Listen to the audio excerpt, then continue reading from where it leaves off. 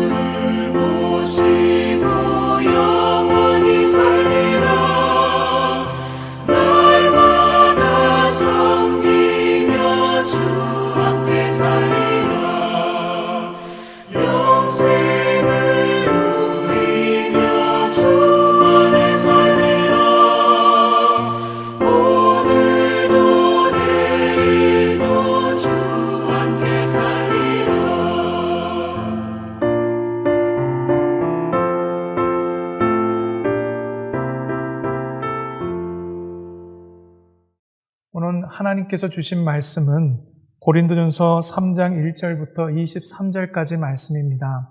이 중 16절부터 20절까지의 말씀 함께 봉독합니다.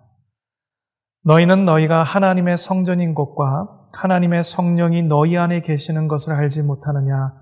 누구든지 하나님의 성전을 더럽히면 하나님이 그 사람을 멸하시리라. 하나님의 성전은 거룩하니 너희도 그러하니라. 아무도 자신을 속이지 말라. 너희 중에 누구든지 이 세상에서 지혜인 줄로 생각하거든 어리석은 자가 되라. 그리하여야 지혜로운 자가 되리라. 이 세상 지혜는 하나님께 어리석은 것이니 기록된 바 하나님은 지혜 있는 자들로 하여금 자기 꾀에 빠지게 하시는 일하였고 또 주께서 지혜 있는 자들의 생각을 헛것으로 하신다 하셨느니라. 아멘. 세상이나 교회 공동체 안에 사람들이 모이는 곳이라면 뜻하지 않는 논쟁과 분쟁이 일어나게 됩니다. 바울은 시기와 분쟁을 하는 고린도 교인들에게 너희가 아직도 육신에 속한 자로다 라고 경책합니다. 육신에 속한 자는 생활을 육적으로 행하는 자들일 뿐만 아니라 이들은 건설적인 토론을 하기보다는 태폐적인 분쟁을 일삼는 자들인 경우가 많습니다.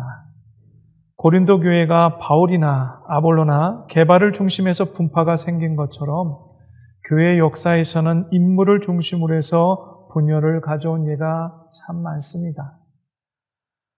과거에 기독교가 왕성했던 러시아가 공산화된 것은요, 교회가 지역적인 문제로 논쟁을 일삼고 있을 때 무신론이 깊게 자리하였기 때문입니다.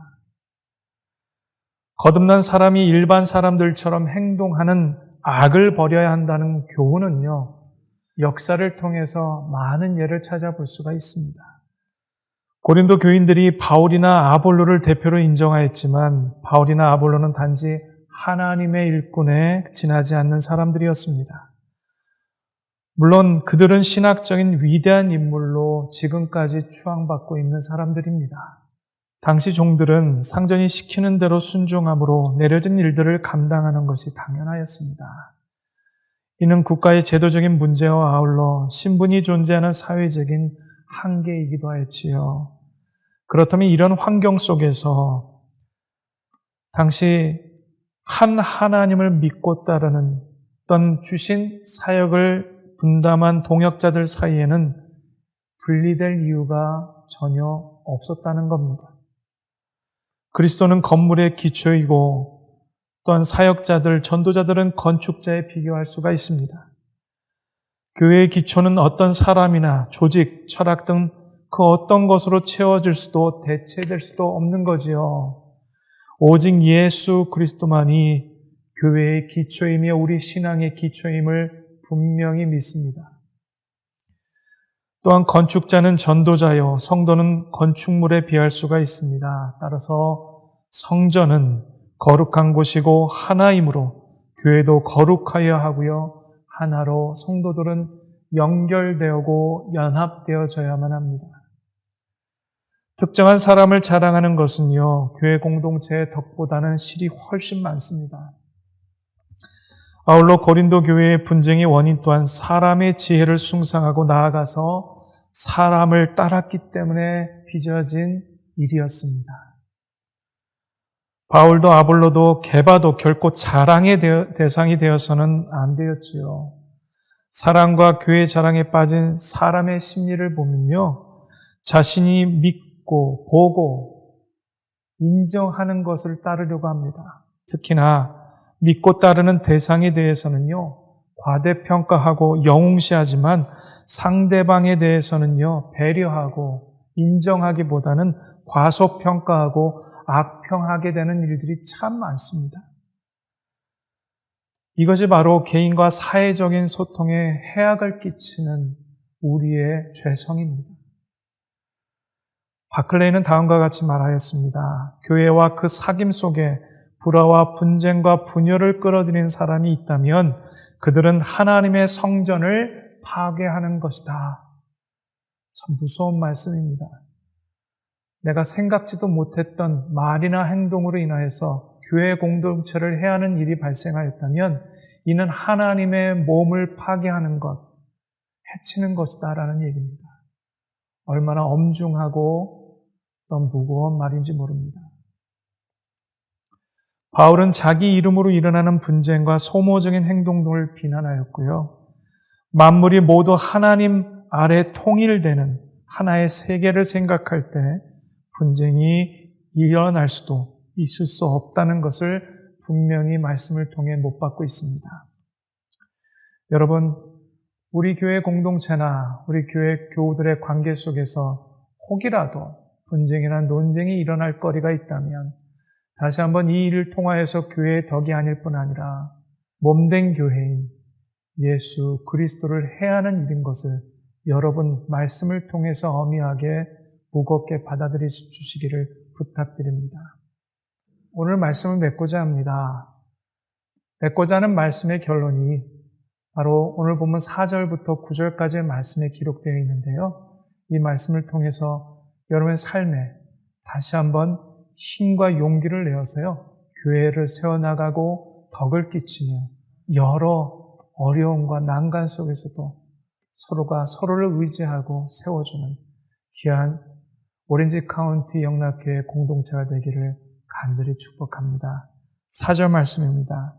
어떤 이는 말하되 나는 바울에게라 하고 다른 이는 나는 아볼로에게라 하니 너희가 육의 사람이 아니리요. 그런즉 아볼로는 무엇이며 바울은 무엇이냐? 그들은 주께서 각각 주신 대로 너희로 하여금 믿게 한 사역자들이니라. 나는 심었고 아볼로는 물을 주었으되 오직 하나님께서 자라나게 하셨나니 그런즉 심는 이나 물 주는 이는 아무것도 아니로되 오직 자라게 하시는 이는 하나님뿐이니라. 심는 이와 물 주는 이는 한 가지이나 각각 자기가 일한 대로 자기의 상을 받으리라. 우리는 하나님의 동역자들이요 너희는 하나님의 밭이요 하나님의 집이니라. 아멘.